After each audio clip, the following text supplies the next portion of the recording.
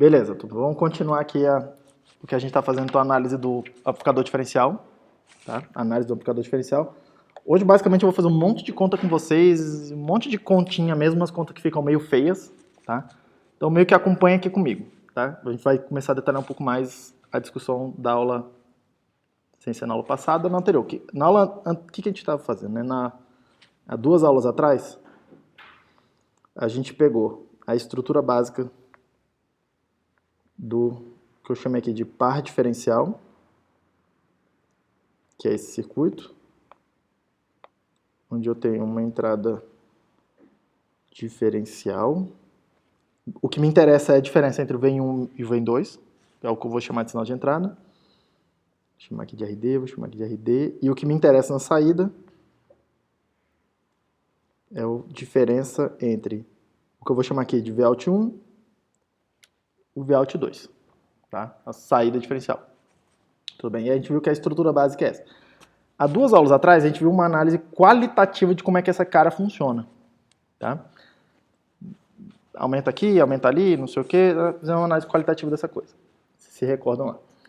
Na aula passada, o que a gente viu foi uma análise de sinal, é a análise linear desse circuito. E aí a gente viu 2 coisas. Tá?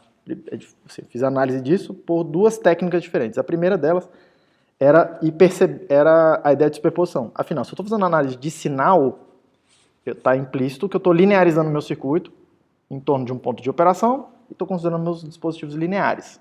Tá? Se os dispositivos são todos lineares e o circuito é linear, eu posso fazer o teorema da superposição. Afinal, eu tenho uma tensão de entrada aqui, uma tensão de entrada ali. E aí, qual a ideia básica? Você liga uma delas, desliga a segunda, calcula a saída. No caso lá, o Vout1 e Vout2. Tá? Depois, você faz o inverso. Desliga a primeira entrada, liga a segunda, calcula a saída de novo, Vout1, Vout2. E aí, depois disso, soma as 2 contribuições, a contribuição de uma das entradas e a contribuição da segunda entrada. Tá? 2 coisas interessantes, que é o que eu gosto de chamar atenção nesse primeiro processo. A primeira delas é, o resultado é mais ou menos o que a gente já esperava, tá? Que é menos GM vezes RD, o ganho diferencial dessa coisa, tá? O ganho diferencial, considerando a saída como a diferença lá, Vout1 menos Vout2, e a entrada como são VIN1 menos VIN2. O ganho diferencial é essencialmente o mesmo ganho do fonte comum. Atenção porque esse GM não é exatamente, tem uma diferença do GM, porque a corrente não é necessariamente a mesma que a gente via lá no amplificador de um transistor só, tá? Mas essencialmente é um GM vezes RD. Segunda coisa interessante de olhar lá é o método para chegar na coisa, tá? Em vez de ficar fazendo modelo de pequenos sinais e fazer aquele circuito equivalente, aquela coisa arada toda, o que eu fiz foi observar que, do ponto de vista do Vout1, o transistor que eu vou chamar aqui de M1, ele funciona como fonte comum. E aí a gente já sabe o ganho do fonte comum. Tá? Esse fonte comum aqui ele tem uma particularidade, que é, eu estou vendo uma impedância no terminal da fonte, ele não está conectado direto no 0 volts. Tá? Eu tenho uma impedância infinita vendo para o lado de cá, uma fonte de corrente ideal, e eu tenho 1 sobre GM do transistor M2 olhando para o lado de lá. Tá? Então, é uma fonte comum com degeneração de fonte, que é um circuito assim, né? Vem aqui, o Vout pegando do lado de cá, o RD seria aquele mesmo RD que está ali, e esse RS colocado do lado de cá é 1 sobre GM do outro transistor. Se eu estiver olhando o M1, é o GM do 2, se eu estiver olhando o 2, é o GM do 1. Tudo bem? Então a gente observou isso. Do ponto de vista do Vout2, quem está produzindo ele é o M2. E aí, do ponto de vista do M2, quando eu estou olhando a contribuição do VIN1, do lado de cá está fixo. Eu estou lá fazendo o teorema da superposição, a primeira metade do teorema, né? Desliga a segunda fonte. E aí reparem que o M2 está funcionando como um amplificador porta comum nesse caso. O sinal está entrando pela fonte, o que quer que seja, e saindo lá no dreno do transistor. Tá? a gente calculou também o ganho desse cara aí, porta comum. Tá? Que é GM desse cara vezes o RD que aparece ali, que é dando saída. E quem é que está produzindo o sinal de entrada dele? O sinal de entrada é a tensão que aparece aqui, ó, nesse terminal, nesse ponto, nesse nó. Tá? Ora, quem está produzindo tensão nesse nó aqui é o M1. E o que ele está fazendo? Ele está pegando o Vout 1 e produzindo a saída aqui na fonte do transistor. Na fonte do transistor. Tá? Entrada na porta, saída na fonte. E aí a gente percebeu, observa que esse M1 está funcionando, nesse caso aí, como um dreno comum, um seguidor de emissor. Tá? E aí lá eu combinei todas essas informações para calcular os ganhos todos e tal. Então observem lá de novo, dá uma revisada na metodologia, porque em vez de ficar calculando o circuitinho equivalente, o que a gente estava fazendo aqui é aproveitar a informação das topologias possíveis do que os transistores conseguem fazer. E as três topologias estão aparecendo aqui, fonte comum, dreno comum e porta comum. Combinações deles, tá? Para fazer um circuito um pouco mais complexo, que faz uma outra função, que é o amplificador diferencial. Tudo bem? Mas repare, por que eu calculei lá separadinho e tal, e de maneira sistemática, aqueles amplificadores a um transistor? Não é exatamente porque a gente faz amplificadores a um transistor, mas é porque eles servem como ferramenta de análise para circuitos mais complexos depois. Tá? E esse aqui é um caso que combina todo mundo, combina todas as informações. Tá? Esse foi o primeiro método de calcular o ganho do amplificador diferencial. O segundo método, tá, que é o que a gente chama de método do meio-circuito, ele envolve provar um pequeno teorema que afirma para a gente que essa tensão Vp, que aparece nesse terminal aqui, tá, é constante. A gente provei lá, mostrei um teorema que afirma isso se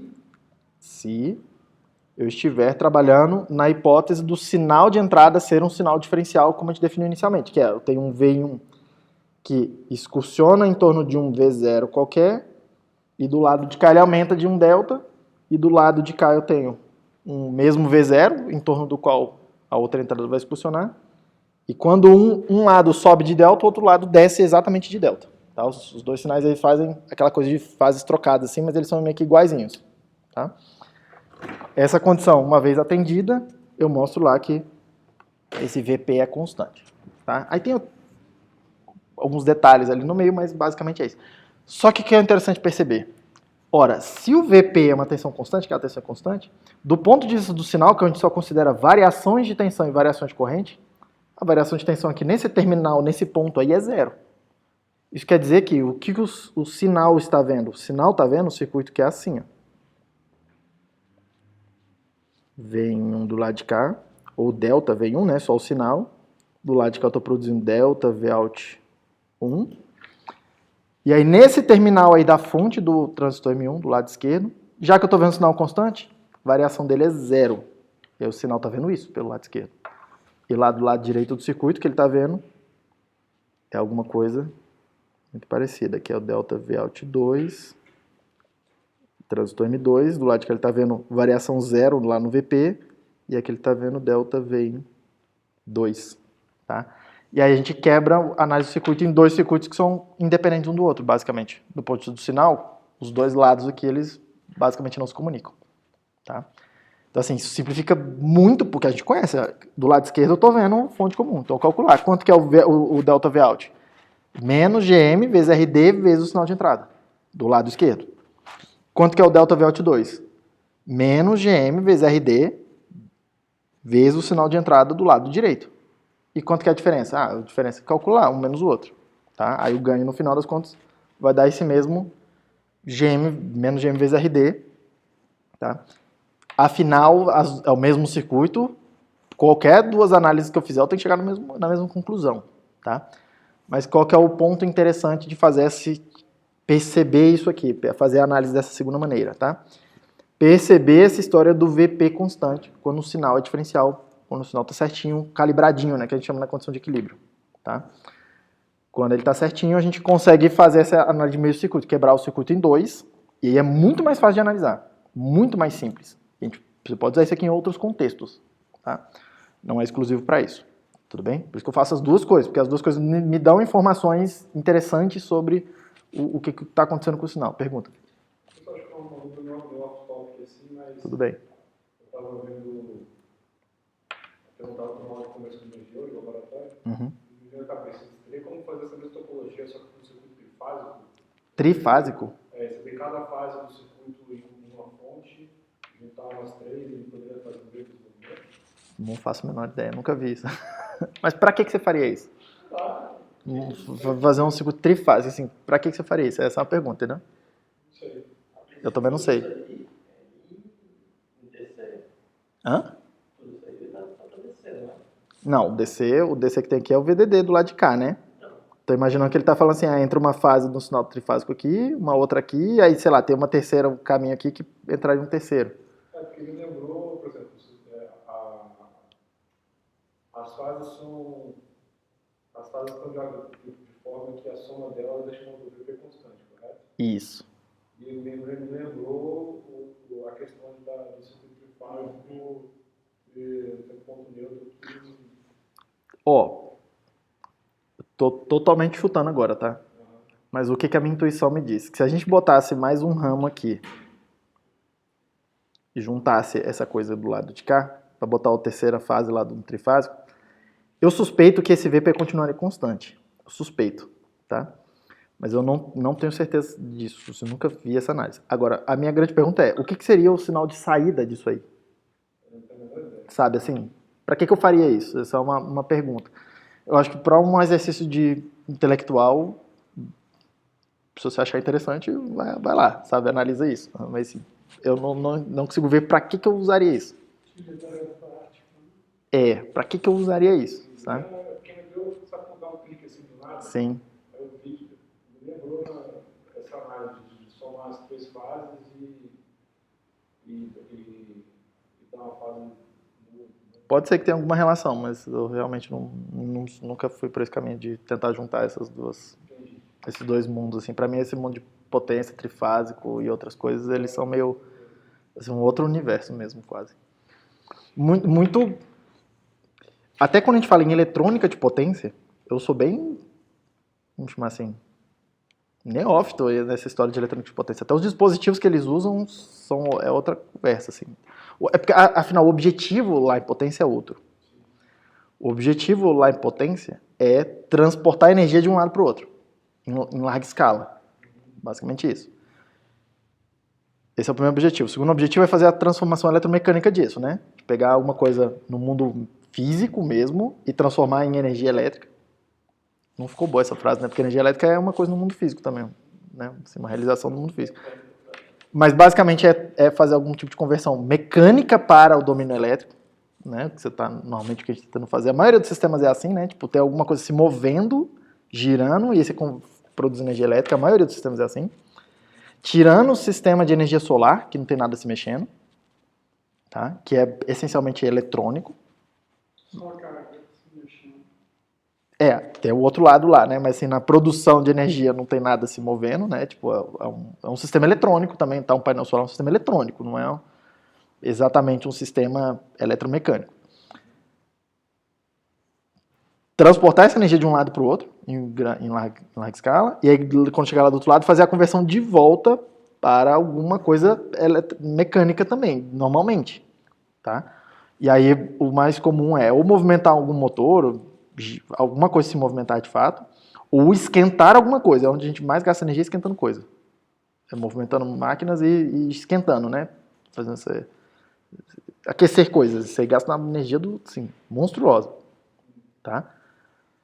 Aqui a gente não está tão interessado nisso. Aliás, a gente não tem nem nada interessado nisso. Aqui pra gente o problema é como é que eu processo a informação. O meu problema não é fazer um circuito que aumenta a corrente ou aumenta a tensão. Isso aí assim, é meio que a ferramenta. O que a gente está tentando fazer é processar a informação. A gente quer processar a informação. Eu tenho voz e eu quero fazer alguma coisa com a voz. Eu tenho música, eu tenho áudio, sei lá, vídeo. Eu tenho algum tipo de informação, essa coisa de informação, e é que eu estou tentando mostrar um pouco, estou mostrando para vocês algumas ferramentas de processamento de sinais. qual o processamento específico que você quer fazer para uma determinada aplicação, nem é do escopo aqui de eletrônica, pensei que é a ferramenta, né? Tá?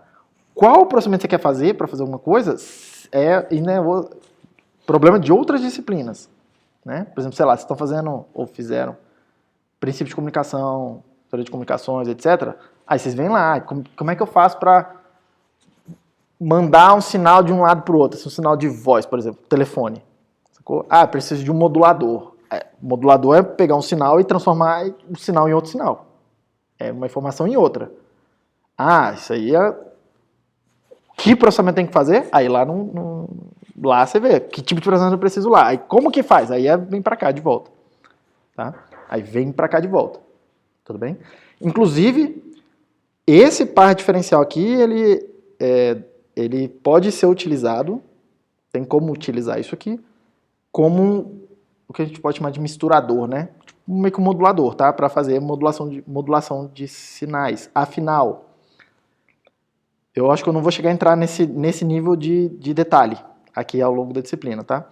Mas olha só, aqui eu estou tratando essa fonte de corrente constante, né? Mas nada me impede de vir aqui e botar um sinal modulando essa fonte de corrente aí, tá? E aí esse ISS aqui, ele controla essa corrente que está descendo aqui e a corrente que está descendo aqui. E aí eu passo a ter meio que dois controles daquela corrente, tanto pelo VIN de entrada aqui e pelo ISS. Se eu agora estou mexendo esse ISS, botando sinal ali, tá? E aí, meio que isso é o princípio básico de um circuito de uma célula de Gilbert, que serve para multiplicar sinais, que serve para fazer modulação, tá? E aí, repare, eu tenho duas saídas que estão defasadas uma da outra, né? Então você começa a poder brincar assim, a ter dois sinais, um em fase e um em quadratura, tá? Já direto aqui com uma célula dessa, assim, com um circuito básico desse aqui. E é meio que a ideia básica, né, das modulações todas, é você ter um espaço bidimensional, uma coisa que a gente chama de em fase, outra que a gente chama de quadratura, né? E aí você combinar um pedaço, uma parte de um sinal que está em fase com uma parte de um sinal de quadratura. Aí você criar um balanço entre eles, meio que ter alguma forma de falar assim, eu quero 50% daqui e 50% dali. Não, agora eu quero 10% de um e 90% do outro. E aí você vai criando símbolos fazendo isso.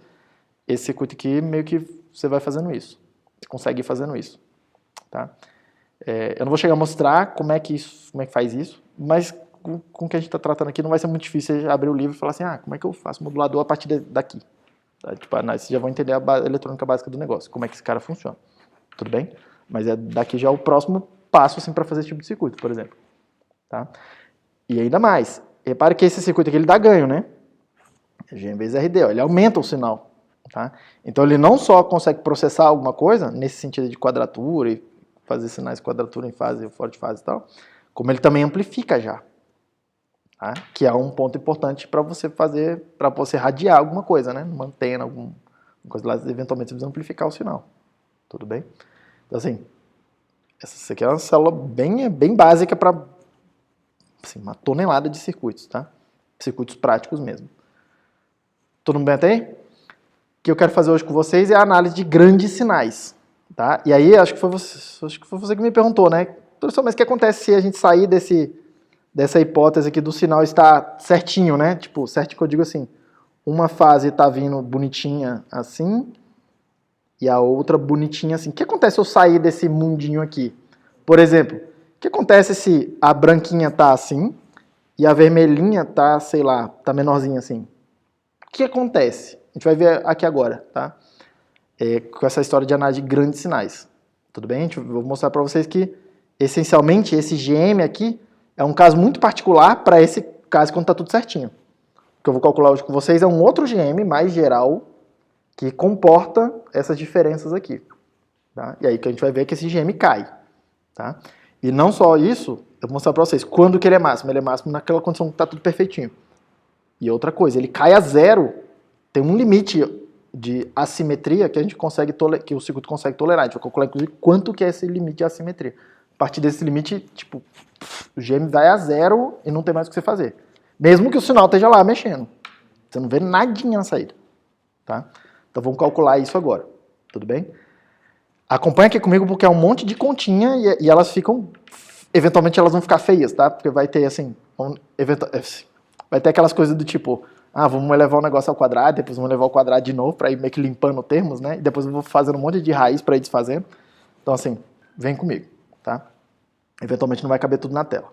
Mas, enfim, confia. Então, vamos lá. Esse aqui é o circuito. Vou deixar ele aqui desenhado no cantinho. Vem um do lado de cá. Opa, aqui é assim.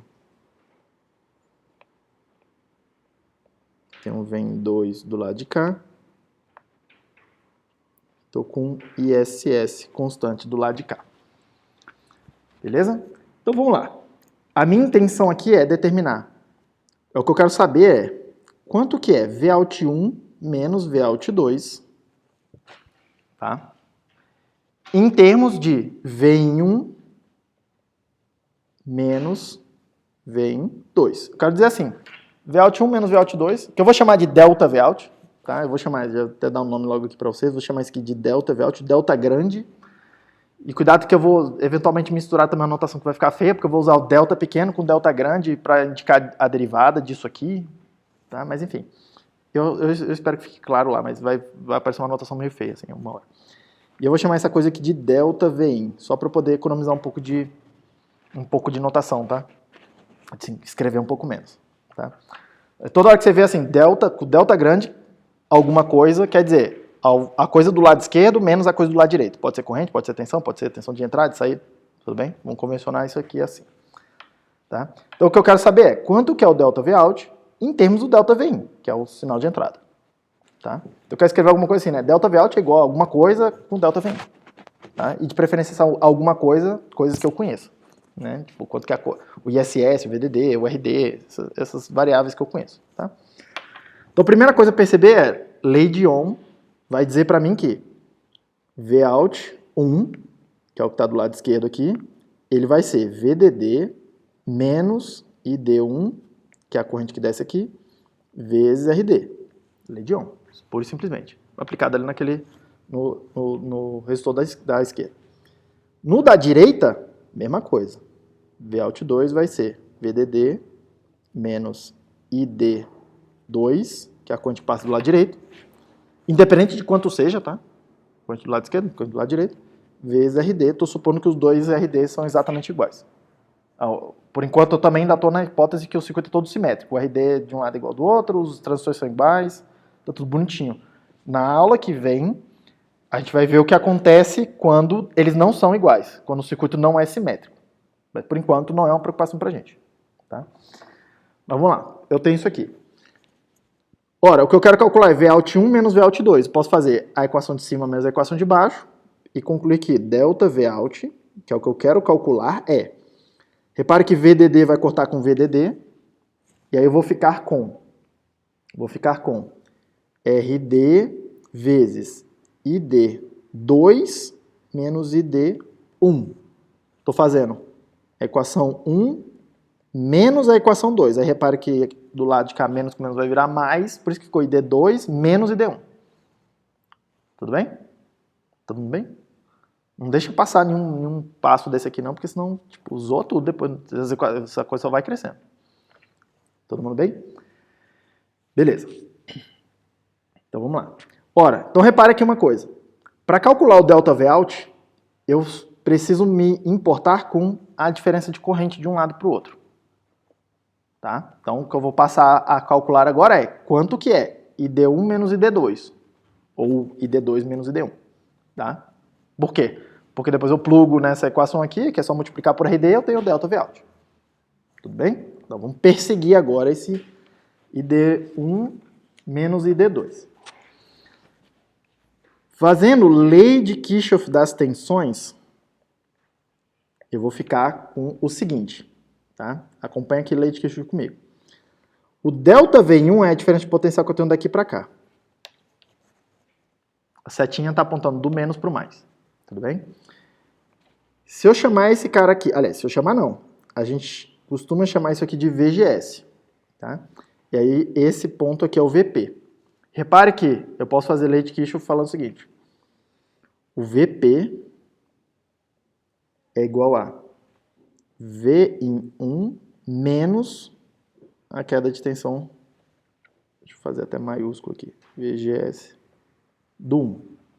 Lei de Quirchhoff das tensões sem tirar nem pôr. Só que eu posso escrever a mesma coisa do outro lado. Eu posso dizer que o VP, essa tensão aqui, é igual a essa menos essa. Tranquilo? E como os dois são VP, então eu posso escrever isso aqui é V em 1, V em 2 menos EGS do 2. Todo mundo ok?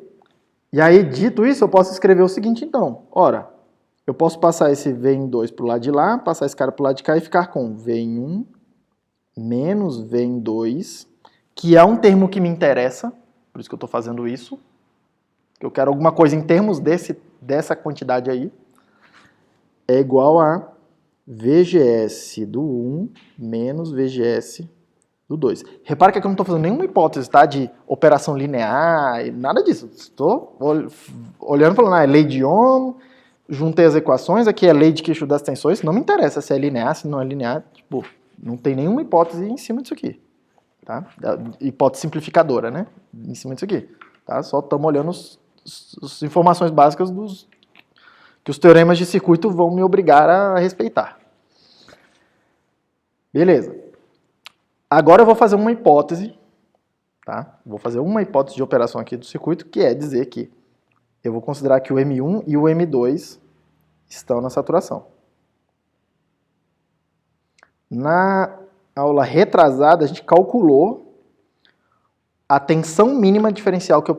Aliás, a tensão mínima de modo comum e a tensão máxima de modo comum que eu posso aplicar no circuito de tal forma que o circuito M1 e M2 fiquem na saturação. Tem uma faixa onde eu preciso de uma tensão mínima e eu tenho um limite máximo lá que eu boto em modo comum aqui no V1 e no V2, onde o circuito fica na saturação. Eu vou supor que eu estou operando dentro dessa faixa. Tá?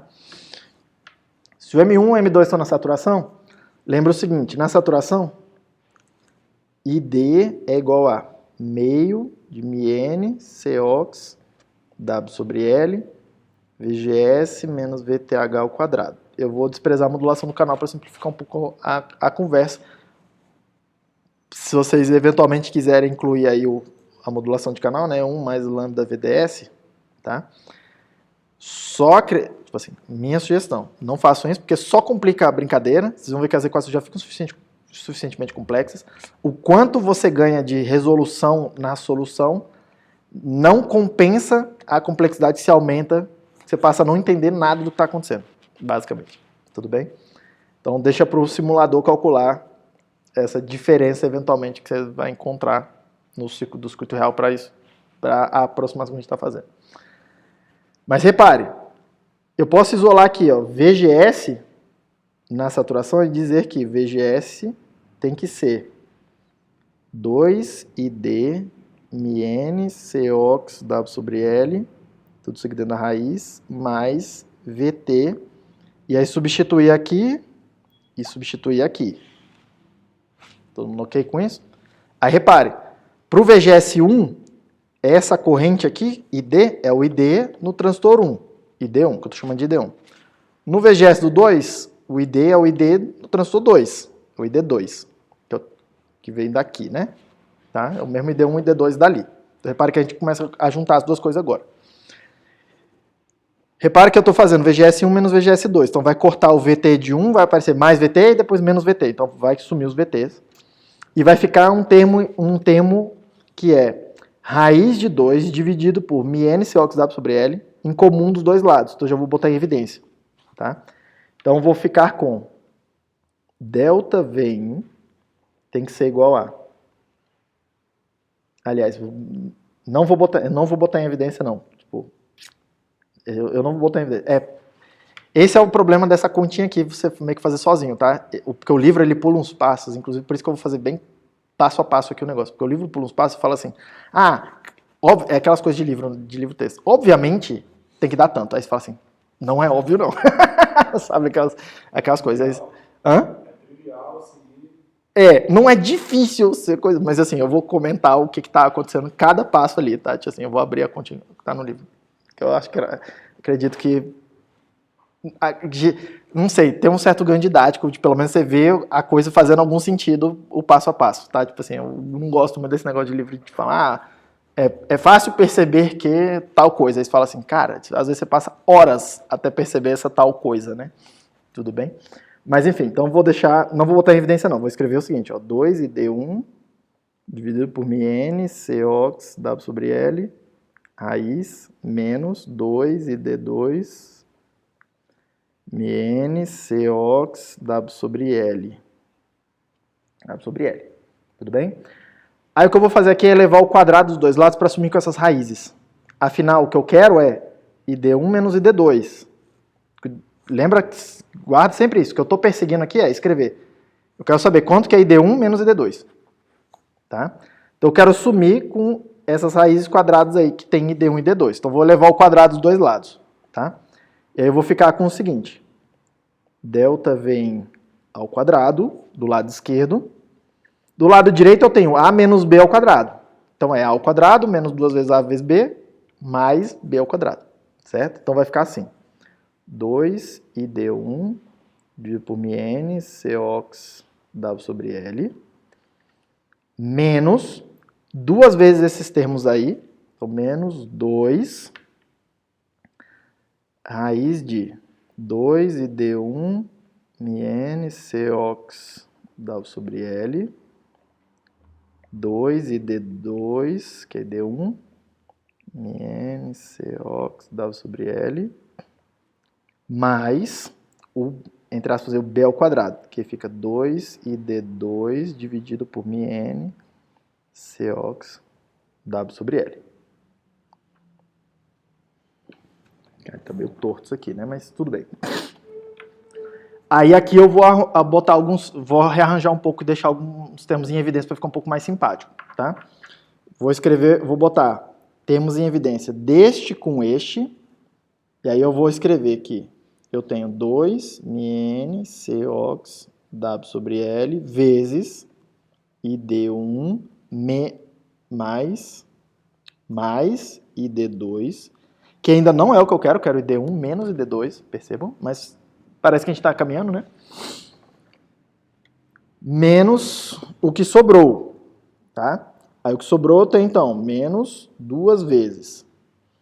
E aí repare que eu posso botar em evidência.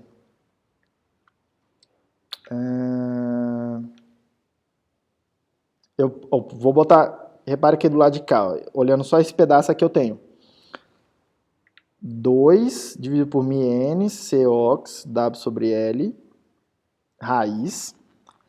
Só que eu tenho dois termos desse aí, multiplicando um com o outro. Tá? Então vai sumir essa raiz aí. E aí vai sobrar o raiz de id1, raiz de id2. Tudo bem? Então fica assim, tá? No final. 2... deixa eu... Opa, peraí. Vai ficar assim, ó. μn, cox, w sobre L, dividido por 2 dividido por isso, vezes 2 raiz de id1 vezes id2. É isso aqui que sobrou. Todo mundo bem até aí? Se eu não tiver errado nenhuma conta aí no meio do caminho. Vamos lá. Repare que eu tenho alguma coisa mais a outra, eu posso botar ainda termos comuns em evidência, que é esse 2 dividido por μn, blá, blá, blá, blá, blá, coisa toda. Então eu ainda posso escrever aqui, o delta vem ao quadrado é alguma coisa dividido por μn, cox, w sobre L, 2. Aí do lado de cá eu tenho. Do lado esquerdo eu tenho id1 mais id2. Só que lei de Kirchhoff das correntes lá no circuito vai falar assim para mim, ó. id1, que é a corrente que desce aqui, mais id2, que é a corrente que desce aqui, tem que ser a corrente que desce por aqui, né? Então id1 mais id2 é ISS. Então eu posso substituir. Porque o ISS é uma constante do circuito que eu escolho. Tá? E esse id1 e id2 está me atrapalhando, porque eu quero id1 menos id2. Então eu consigo eliminar aquele termo que está me atrapalhando. Então eu vou escrever aqui. Aqui eu tenho ISS menos 2 raiz de id1 vezes id2. Ok? Ok? Aí eu vou passar esse termo, esse pedacinho que está multiplicando aqui, esse fator multiplicando, eu vou passar para o lado esquerdo. E aí porque aí eu vou ficar com uma equação mais parecida com essa daqui, ó, que é a equação do transistor na saturação. Vou ficar com alguma coisa que é meio μN CoxW sobre L, vezes alguma coisa que é uma tensão ao quadrado.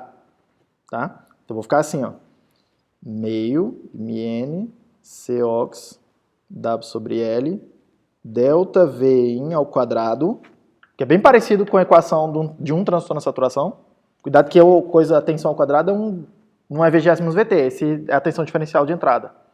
Tá? Então não é exatamente a equação, mas é muito parecido. Tudo bem? Enquanto do lado direito está sobrando, inclusive eu optei aqui por fazer assim, ó, menos ISS, passar o ISS para lá também, e do lado de cá ficar menos 2 raiz de ID1 e D2.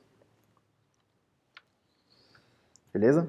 Agora eu vou elevar ao quadrado dos dois lados de novo, para poder sumir com essa raiz quadrada aqui, ó. Tá? Por isso que eu selecionei ela, deixar de um lado lá, para ficar um pouco mais arranjado. Tudo bem? Então vamos lá, vai ficar o seguinte. Do lado direito eu tenho A menos B ao quadrado. Então faz a mesma coisa, né? A ao quadrado menos 2 vezes AB vezes B ao quadrado. Ou mais B ao quadrado. Então fica assim. 1/4 de μN Cox W sobre L ao quadrado vezes delta Vn ao quadrado. Tudo bem? Por isso que eu falei que fica meio feio. Porque uma hora a gente vai ter que se livrar desse quarta potência aí. Mas vamos lá, confia que dá certo. Isso aqui. Menos 2 vezes o termo da esquerda vezes o termo da direita. Tá? Então é menos 2 vezes alguma coisa que tem meio multiplicando. Então vai sumir o 2 com esse meio. Então vai sobrar ISS μN Cox W sobre L delta Vin ao quadrado. Mais o B ao quadrado, que é só ISS. Então isso aqui ficou do lado esquerdo. Do lado direito eu vou ficar com 4 ID1 e D2. Menos 2 ao quadrado dá 4. Raiz vai sumir com o quadrado. Beleza?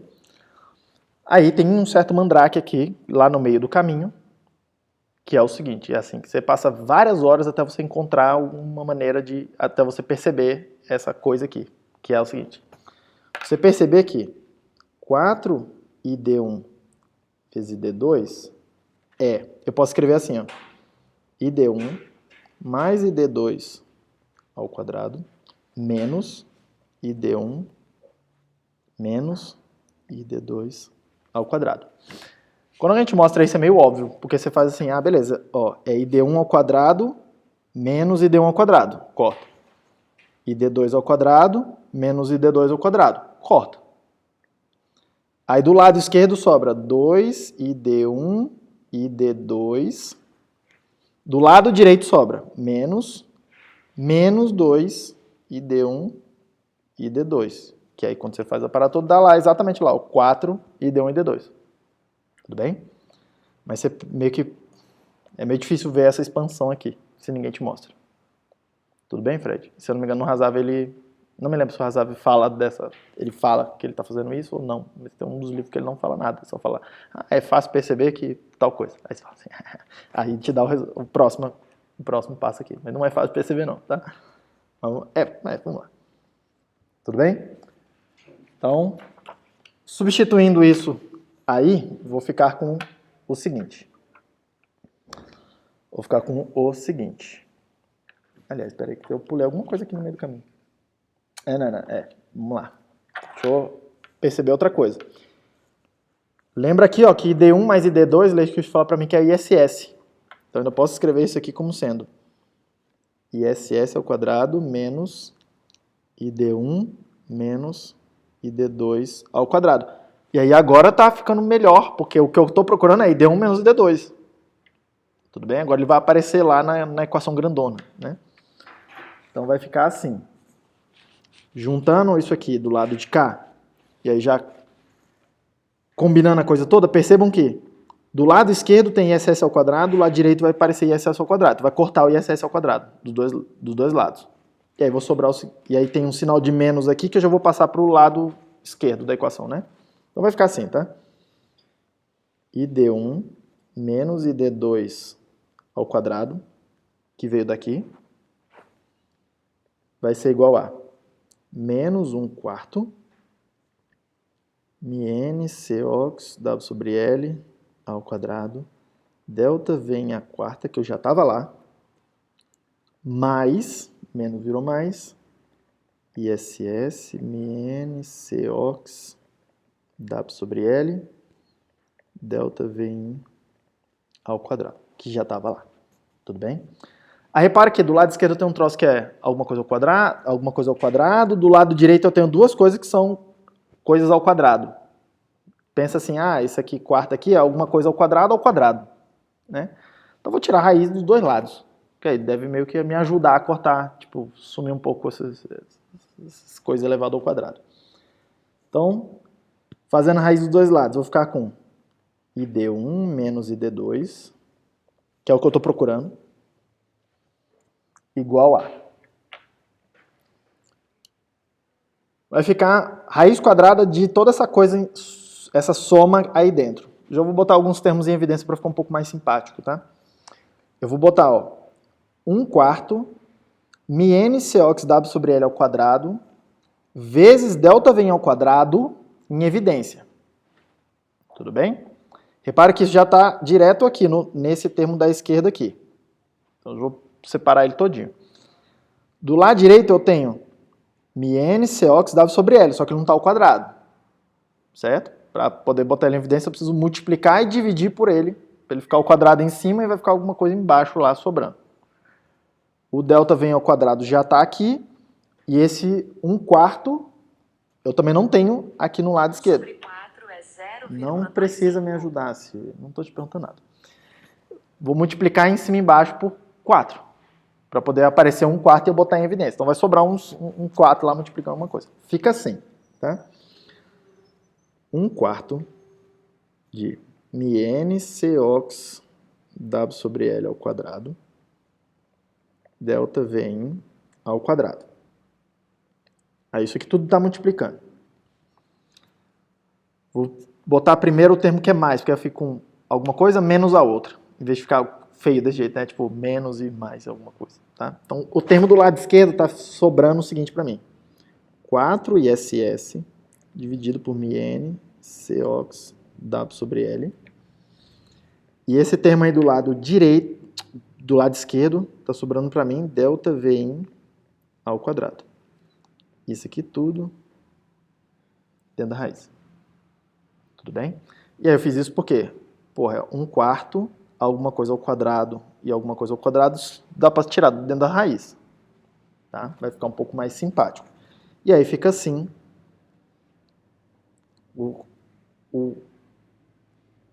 vamos chamar assim, o resultado, um resultado que a gente vai parar e olhar. Tá? Depois a gente continua fazendo mais alguma coisa. Então fica assim, meio de μn Cox W sobre L, delta V em... E antes de botar o resto dos termos, eu gostaria de chamar a atenção para como isso aqui é parecido com uma das equações do GM que a gente viu, que é exatamente μn Cox W sobre L vezes VGS menos VT. Como isso é parecido, o que está aqui agora. Só tem uns fatores aí que são, né? Essa coisa aqui, 4 ISS μn Cox W sobre L menos delta V em ao quadrado. Lembrando que esse delta V em é V em 1 menos V em 2, é a tensão diferencial que está aparecendo lá. Tá? E sem nenhuma hipótese em cima dela, tá? É V em 1 menos V em 2, independente de quanto seja o V em 1 e o V em 2. Não estou falando que é simétrico, não estou falando nada. Estou falando, um menos o outro. Beleza? Vou chamar essa equação aqui de equação 1, tá? Assim, equação 1 vermelha, porque eu vou voltar nela depois. Tudo bem? Então, a primeira coisa que eu quero que vocês percebam aqui, esse aqui é o resultado. O que isso está me falando para mim? Que aquele circuito lá, o par diferencial, o que ele faz? Ele pega uma tensão diferencial, delta V em, e produz para mim uma corrente diferencial. E repare que o que está escrito aqui é falando o seguinte: opa, essa coisa funciona como se fosse uma fonte de corrente controlada por tensão. Só que é uma fonte de corrente diferencial controlada por uma tensão diferencial.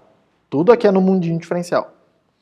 Mas repare como é parecido com a ideia de um transistor sozinho, que pega VGS e produz para mim ID. Aqui nesse caso ele pega delta Vin, que seria mais ou menos uma coisa parecida com o VGS, que é o que está entrando na porta dos transistores, tá? E produz para mim ID. Primeira coisa a se perceber, é um efeito de transcondutância também, como era antes, tá? Próxima coisa a perceber. Quando o delta Vin é zero, e aí o que quer dizer? As duas tensões estão iguais uma à outra. É a situação que a gente vai chamar de equilíbrio. Tá? Quando as duas tensões estão exatamente iguais. Quando o delta Vin for zero, essa corrente aí, diferencial, é zero também. Não tá vendo? Por quê? Porque essa cara aqui vai ser zero, zero multiplicado por qualquer coisa e dá zero. Tudo bem? Então repare que na situação de equilíbrio, a corrente diferencial é zero. Isso quer dizer que a corrente no ramo esquerdo é igual a corrente no ramo direito. É isso que está falando aqui para mim. Que é o que a gente já esperava. Quando as duas tensões estão zero, eu tenho zero tensão diferencial, a corrente de um lado está exatamente igual à do outro. ISS sobre 2 de um lado e ISS sobre 2 do lado direito. Completamente esperado também. Tem que encaixar uma coisa com a outra. Beleza? Outra coisa. Essa é menos óbvia, mas aí eu vou mostrar aqui no simulador para vocês. Tá? Meio não. Vou mostrar o gráfico dessa equação aí para vocês no simulador. Mas olha só uma coisa, que é menos óbvia, a gente vai ver no simulador, que é.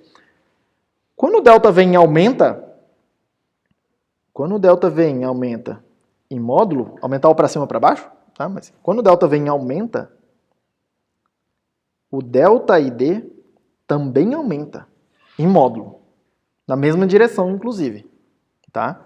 Isso aqui é um pouco menos óbvio, por quê? Porque tem o delta Vin aumentando do lado de cá, mas tem ele diminuindo do lado de cá. Tudo bem? Agora, por que aumenta, né?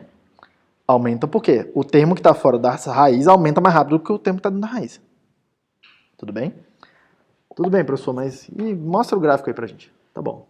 O circuito está aqui, exatamente o mesmo circuito que a gente está analisando. Repare que eu estou fazendo nas entradas, tá? Que eu já fiz isso antes também. Eu botei uma entrada do lado de cá, que eu vou variar de menos 500, de VDD, menos VDD sobre 2 até VDD sobre 2. Vou variar um VDD de discussão, tá? Na entrada. E do lado direito aqui, o que eu estou fazendo é pegando essa tensão, multiplicando por menos 1 e fazendo ela do lado de cá. De tal forma que, quando o lado esquerdo tem menos 500 mV, do lado direito tem 500 mV. A tensão está diferencial bem certinha. Quando tem 500 do lado esquerdo, tem menos 500 do lado direito. Tudo bem? Estou no modo diferencial bem certinho. Tudo bem? Eu faço isso porque eu preciso de um certo artifício, porque eu não consigo plotar no simulador, fazer ele entender que eu quero plotar o eixo do X, falando o seguinte, não plota para mim V42 lá, tensão da fonte 42. Não. Plota para mim V não sei o que, menos V outro V. Uma tensão menos a outra. Eu não preciso falar isso lá no simulador. Então eu uso esse artifício porque o que a gente vai ver é numericamente igual à tensão diferencial já. Tudo bem? Então vamos lá. Tá aqui. O que eu quero ver é essa corrente menos a corrente do outro transistor. ID1 menos ID2, que é o que eu calculei aqui com vocês. Cadê? É ID1 menos ID2. Eu quero ver a corrente do ID1 menos ID2, que é isso aqui. Aí repare, vou botar o grid aqui. O zero está bem aqui, ó. O zero aqui na entrada, que é o delta V igual a zero, está bem aqui. O delta ID é zero, como a gente viu ali atrás. E quando eu aumento o delta V, que é andar daqui para a esquerda, aumenta a corrente diferencial. Quando eu ando com o delta V para a direita, eu aumento em módulo, né? Aumento para o lado do negativo. Aumenta também a corrente para o lado negativo. É o que a equação está falando ali para mim. Tudo bem? Reparem uma coisa, tá? Tem um ponto aqui de ΔV a partir do qual para de aumentar. Tudo bem? Tem um ponto para o lado negativo aqui, ó, de ΔV a partir do qual para de aumentar, fica constante a corrente. Ora, reparem que o ISS que eu estou botando aqui, ó, é 20 micro. Na hora que para de aumentar é porque chegou no 20 micro. O que isso está falando para mim? Toda a corrente está passando por um lado do circuito e o outro transistor foi para o corte, não está acontecendo nada. E no caso aqui da tensão para os lados positivos, o lado esquerdo está conduzindo, o lado direito não está conduzindo. A gente viu isso na análise qualitativa também, dos aulas atrás. Mesma coisa para o lado de cá. Tem uma determinada tensão para os lados negativos que está dizendo para mim, esse lado direito está conduzindo porque ele está com tensão alta e esse aqui cortou porque ele está com tensão baixa. Tudo bem? E aí toda a corrente está passando por aqui. O máximo de corrente que eu tenho é 20 micro. Quando vem tudo por um lado, acabou. Acabou o controle. Eu não tenho mais como aumentar a corrente de um dos lados. Tudo bem? O máximo que eu consigo fazer é isso. ΔI igual a zero, quer dizer que as duas são iguais. Aí o que eu consigo fazer? Quando eu ando com o sinal para um lado, eu vou diminuindo uma e vou aumentando a outra. Quando eu vou na outra direção, eu diminuo a outra e aumento a uma.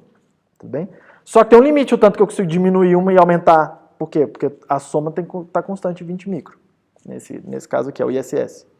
Na hora que eu chego lá de um lado já está no máximo, acabou, não tenho mais nada, porque o outro lado está zero, vai para corte e eu não consigo mais aumentar a corrente de um dos lados. Tudo bem? Eu chego nesse limite. É o que a equação está falando para mim, é o que a equação está falando para mim, é o que eu estou vendo no gráfico acontecer também.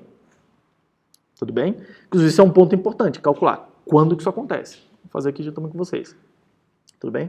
Mas repare,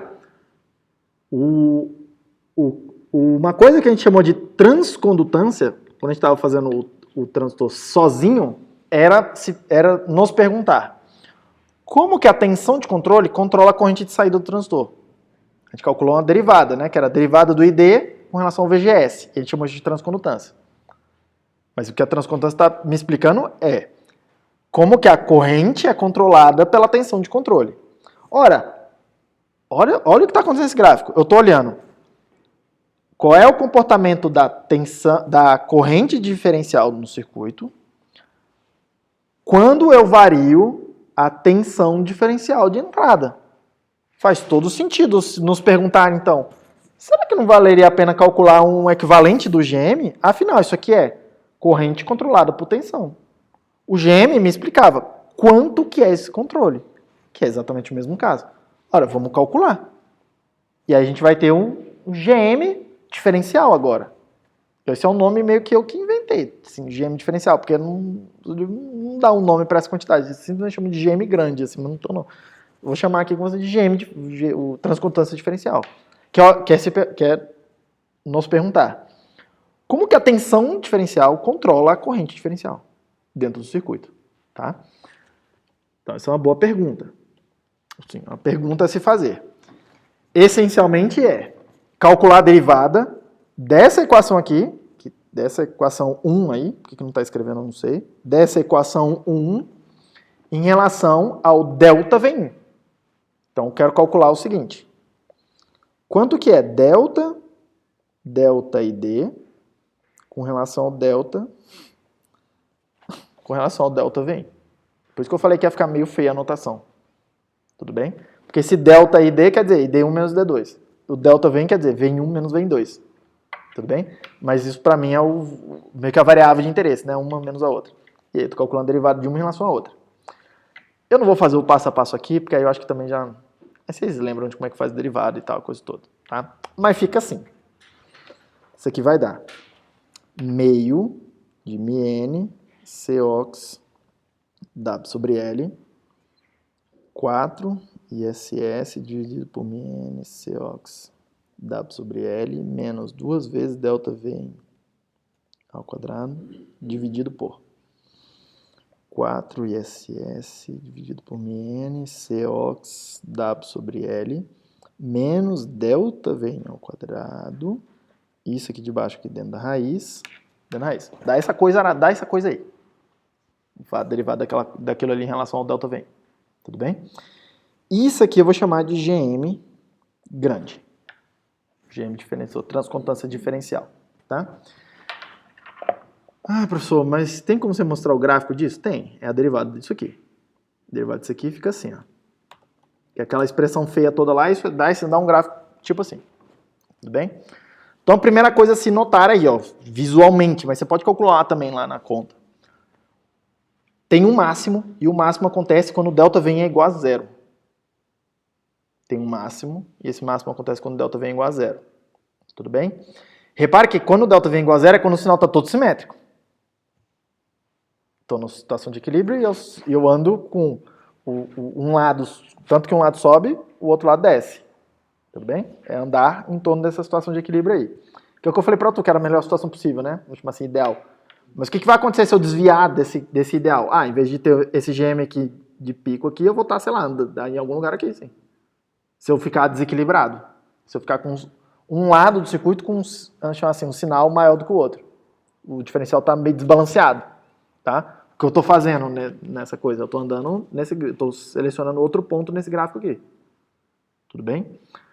Mas quanto que é esse GM máximo aqui? Opa, esse GM máximo a gente consegue calcular.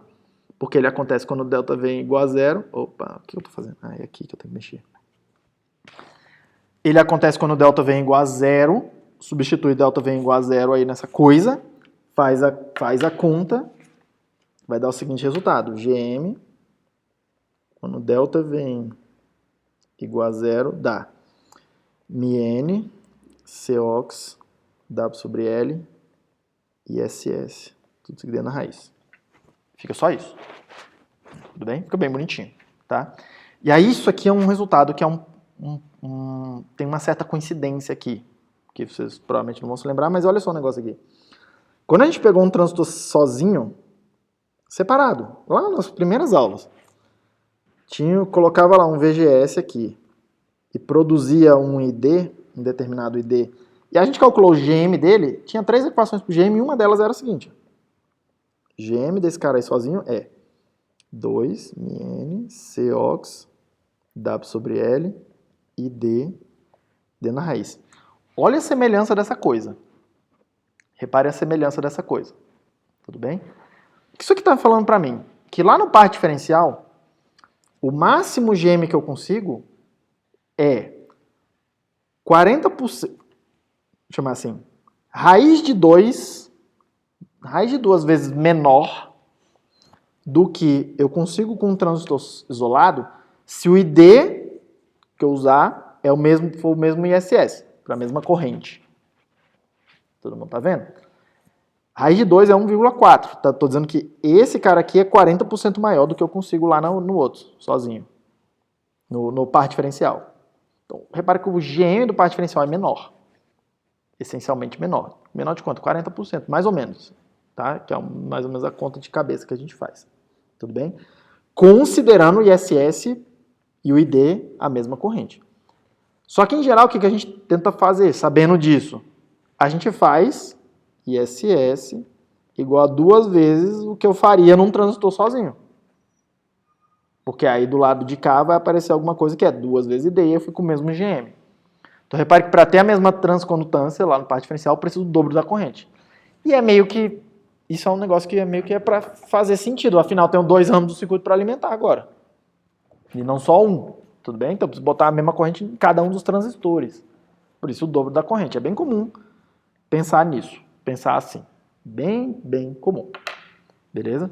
Mas repare a semelhança das duas coisas. Ainda, repare que a gente calculou que o ΔVout, lá atrás, ó, deixa eu voltar aqui cadê ele? Vários quadros.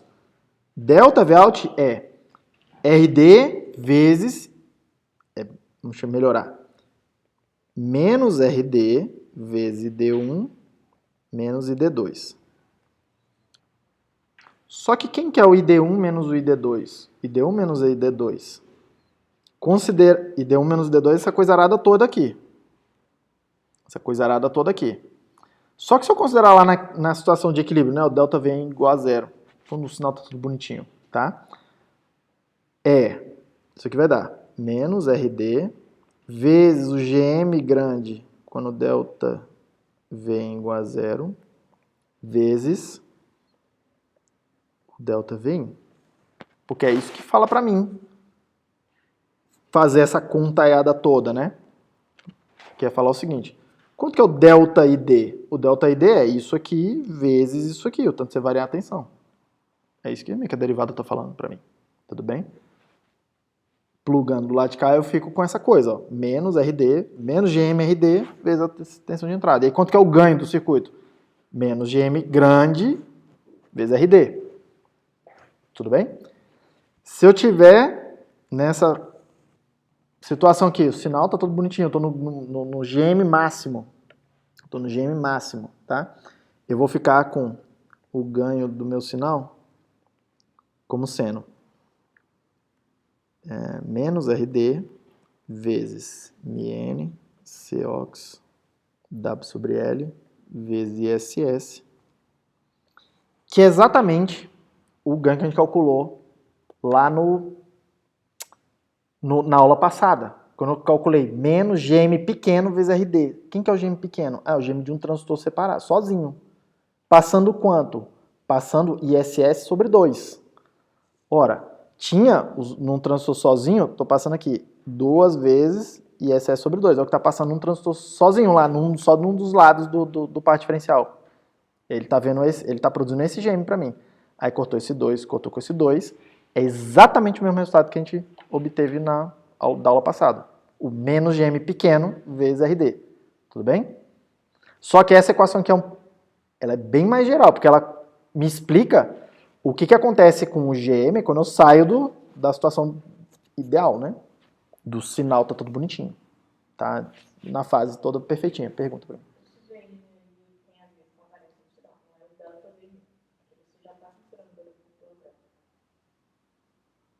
Como é que é? Quando eu estou escrevendo isso aqui, esse delta V igual a zero, que eu quero dizer que meu sinal está excursionando em torno do zero, bonitinho. Quero dizer o seguinte, que meu sinal de entrada está assim, ó. Bonitinho aqui assim. Assim, perfeitinho. Vamos chamar assim. Mas aí esse delta V é literalmente só variação.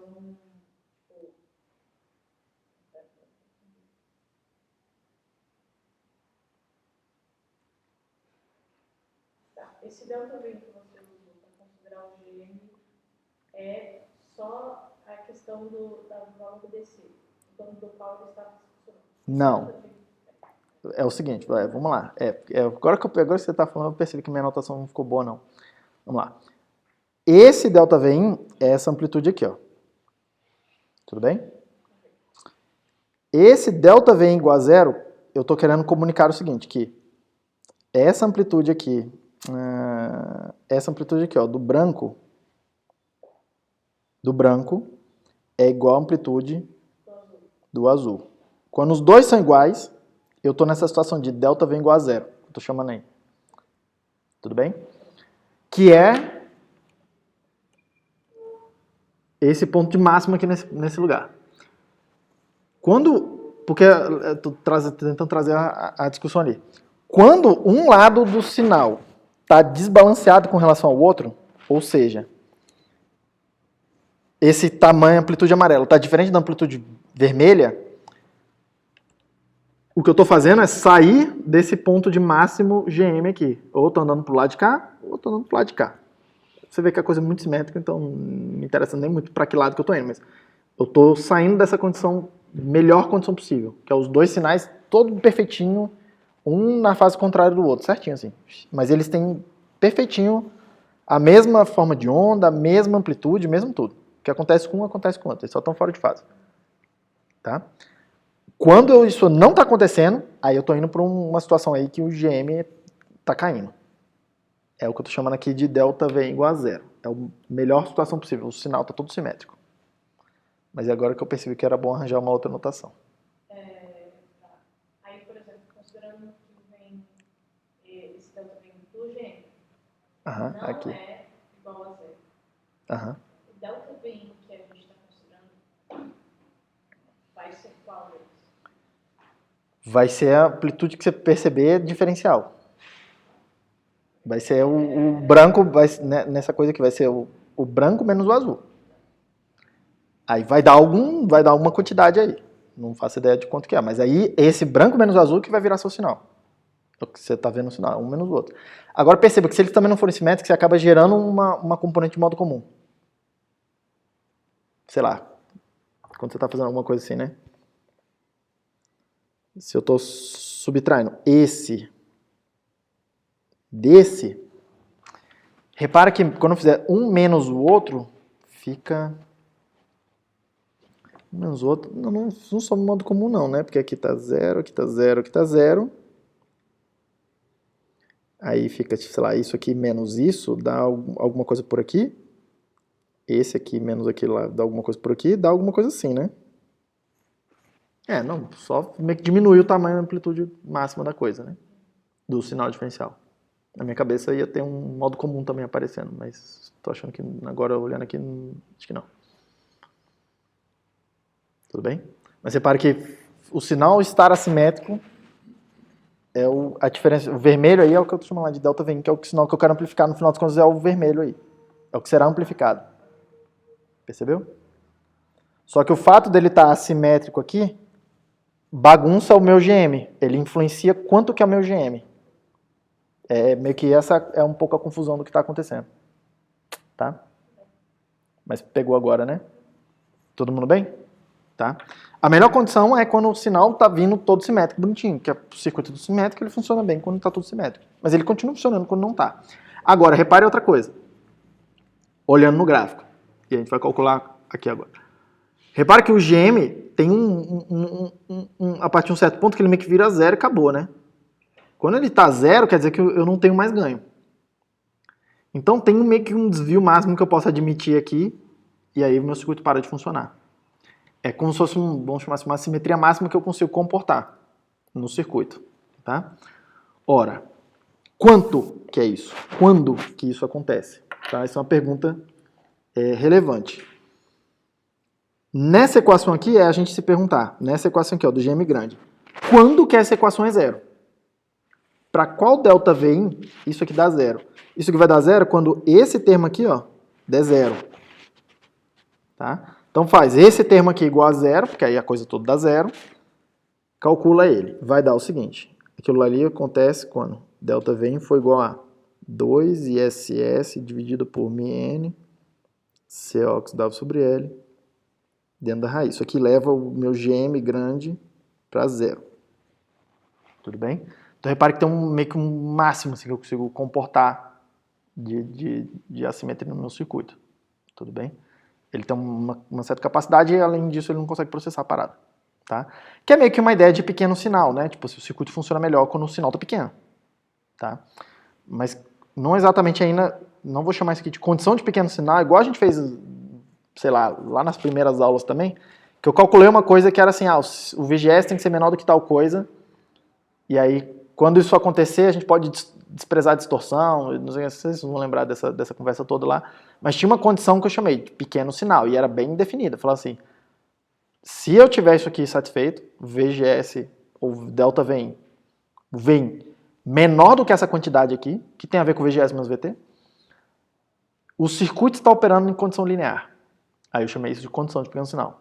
Tá? Vai ter uma equivalente aqui também, a gente vai calcular já já. Tá? Uma condição abaixo do qual o meu sinal, se ele estiver operando, o meu sistema todo fica linear. Mesmo uma coisa muito parecida com o que tinha antes. Tá? Mas guarda essa quantidade aqui, porque tem uma certa coincidência com relação a esse número aqui. Pronto. Dito isso, voltando aqui, ó, na equação 1, nessa equação, reparem que, tá, se delta VIN ao quadrado for muito menor do que esse termo aqui, na hora que eu fizer um menos o outro, dá praticamente só o da esquerda. Eu posso meio que jogar fora aquele delta VIN ao quadrado, que funciona meio que como um termo de distorção. Afinal, o que eu quero amplificar é delta VIN. Delta VIN ao quadrado é um uma coisa que eu gostaria que não existisse no meu sistema. Porque ΔV ao quadrado é outra forma de onda, é pegar o meu sinal e bagunçar ele. Tudo bem? Literalmente, distorcer. Tá? Vamos fazer então a mesma coisa. Ora, se eu falar que o da esquerda, esse termo aqui, é muito maior do que esse, o que eu estou falando é que não tem distorção no meu sistema. Exatamente a mesma história do pequeno sinal. Tá? Ora, então o que eu estou falando aqui. Vamos lá. Se o ΔV ao quadrado for muito menor, aí esse muito menor é aquelas coisas de engenharia, assim, tipo, não tem um número bem definido para dizer quanto que é muito menor, sei lá, 10 vezes menor, 5 vezes menor, é tipo por aí, tá? 4, ISS, MN, COX, W sobre L. E repare que eu conheço quem é ISS, pessoa que escolhe. Eu conheço o MN, o COX, o W sobre L, o MN, o COX, porque eu escolho a tecnologia. Eu escolho o W sobre L, eu escolho o tamanho dos transistores. Então eu sei tudo sobre o lado direito. Tá? Então é bem definido esse número aqui, não é uma coisa do tipo, tá lá uma coisa que eu desconheço. Tá? Todo eu sei, entre assim, em princípio, todos esses números. Se isso aqui acontecer, eu vou chamar de condição de pequeno sinal diferencial. Condição de pequenos sinais diferenciais, ou condição linear diferencial, ou alguma coisa assim. Tá? Eu vou ficar com o seguinte, o ΔID vai ser aproximadamente MN, COX, W sobre L, ISS dentro da raiz, que é basicamente o GM de um transistor sozinho vendo ISS, tá? Vezes ΔV. Tudo bem? O que eu estou dizendo aqui? Se eu estiver operando em pequeno sinal, eu estou basicamente linearizando o meu sistema e ele vai funcionar com esse GM aqui, que é o mesmo GM de um transistor sozinho vendo ISS sobre 2 de corrente, metade da corrente de polarização. Tudo bem? Que a gente está chamando de GM pequeno, o que a gente chamou de GM pequeno na aula passada. Tá? Então isso aqui acontece. Tudo bem? Bastante, isso aqui vai encaixar lá com aqueles resultados da aula passada. Outra coisa, cadê? Equação 1 aqui de novo. Pergunta, filho. Consegue dar uma ideia melhor desse menos desse muito menor? 10 vezes menor. 5 vezes menor. 1000 vezes. Por aí. Não, 1000 vezes normalmente. 10 vezes menor, assim, já fica muito boa essa aproximação. Hã? Por aí. Mas assim, meio que eu já vi. Basicamente o que a gente faz é não se preocupar tanto com isso e vai lá e coloca o sinal e calcula e simula e vê a quantidade de distorção. Aí se tiver demais, diminui o sinal. Ou faz outras coisas, você pode aumentar a corrente, não sei o que, dar uma mexida no circuito. Então, mas basicamente o que a gente faz o sinal tem que ser esse, quanto que está dando de distorção. Aí a gente vê lá se está ok ou se não está ok. Por isso que ninguém se preocupa muito bem em definir também quanto que é muito menor. Tá? Mas enfim. Outra coisa aqui. Uma pergunta que a gente pode acabar se fazendo também é: quando que esse ΔI é igual a zero? Esse ΔI é igual a zero quando? Quando o ΔV é igual a zero, ou quando esse termo dentro da raiz aí foi igual a zero. Certo? Aí esse termo dentro da raiz sendo igual a zero, ele vai dar a seguinte informação para ele. Ele vai falar assim para mim, olha só, esse ΔI é igual a zero, quando o ΔV for mais ou menos raiz de 4 ISS MN COX W sobre L. Tá? Aí ele está falando assim para mim, tem 2 lugares onde a corrente dá zero. Tá? Só que não é o que a gente viu no gráfico, né? Tá? O gráfico que a gente está vendo, né? Caramba. O que eu fiz? ID do 29 menos D do 30.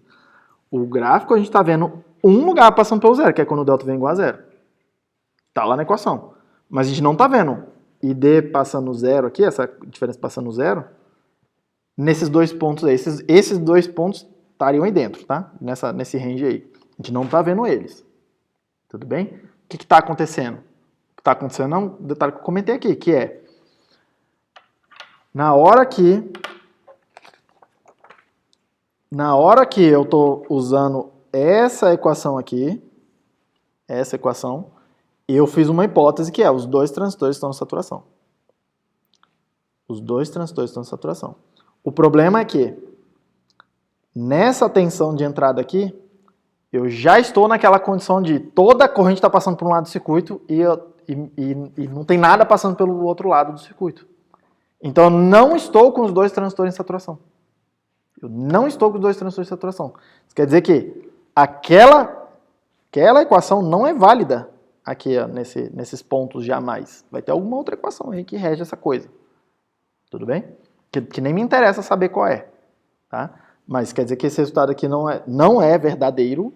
Por quê? Porque a condição não é de operação do circuito para a equação que eu calculei, não está sendo satisfeita.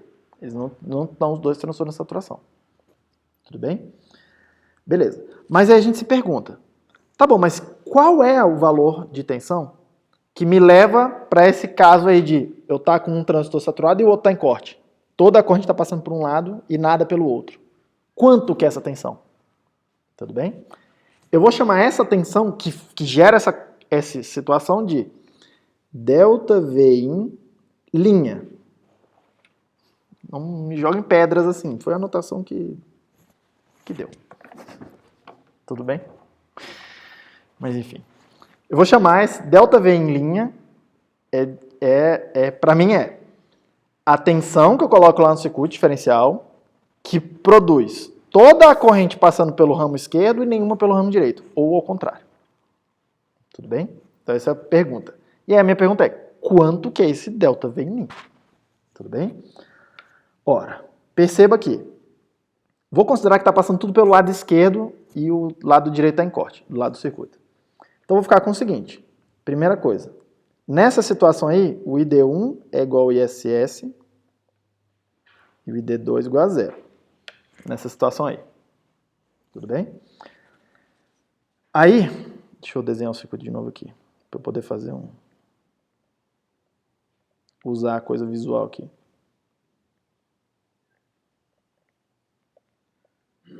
Opa.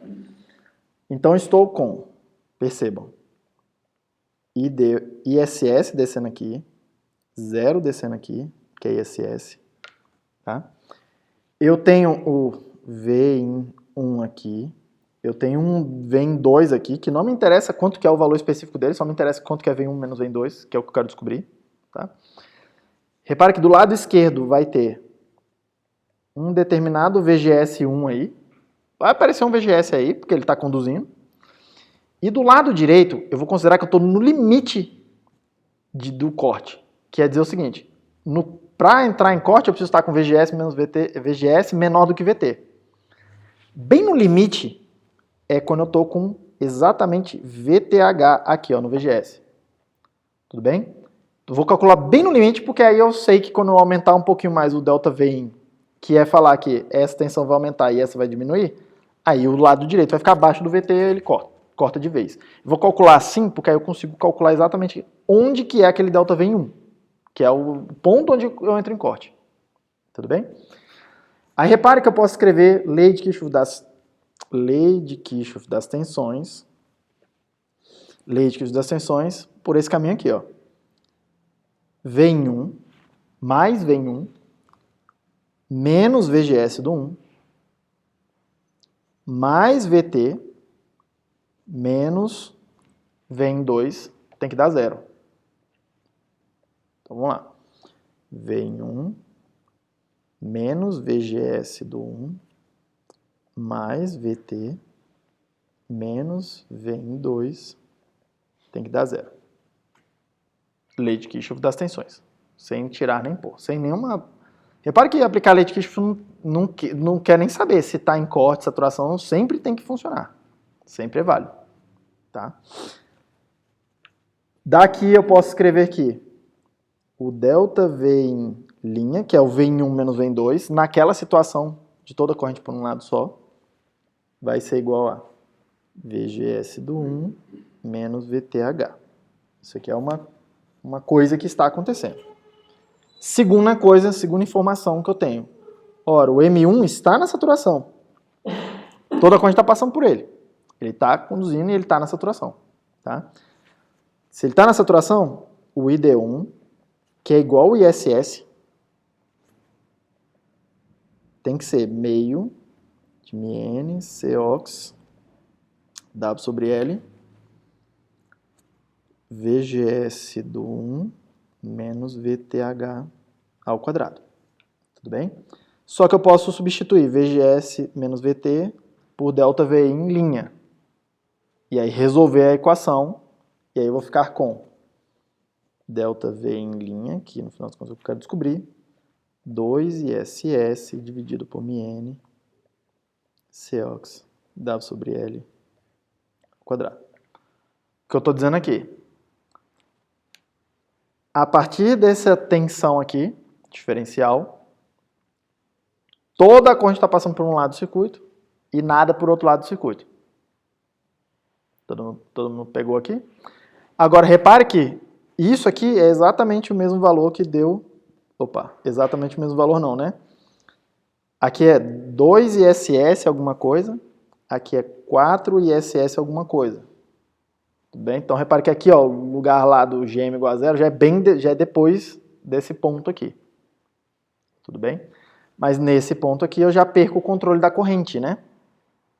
Tá? Já perco o controle da corrente. Inclusive eu calculei aqui para vocês onde é que dá o GM igual a zero. Dá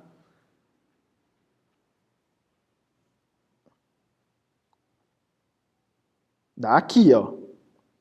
Onde que o GM vira zero? O GM grande. Raiz de 2ISS, blá, blá, blá. Que é exatamente o mesmo lugar onde acontece de toda a corrente estar passando por um lado e nada pelo outro. Tudo bem? Tem que ser. Por quê? Porque a partir do momento que toda a corrente está passando por um lado do circuito, eu não tenho mais controle daquela corrente. Porque eu já cheguei no máximo, eu não consigo mais aumentar ela. E lá no zero, eu não consigo mais diminuir ela. Tudo bem? Então, repare, eu perco o controle da corrente. Perder o controle da corrente é o que quer dizer GM igual a zero. Não quer dizer corrente igual a zero. GM igual a zero quer dizer virou constante, virou corrente constante. Tudo bem? Repare que é no mesmo lugar, no mesmo ponto. E tem que ser. Tudo bem? Que é o ponto onde eu perco o controle. Quando as correntes ficam constantes dentro do circuito. Todo mundo ok até aí? O que mais que eu preciso falar aqui? Delta vem em linha máxima, a tensão diferencial que o circuito consegue processar.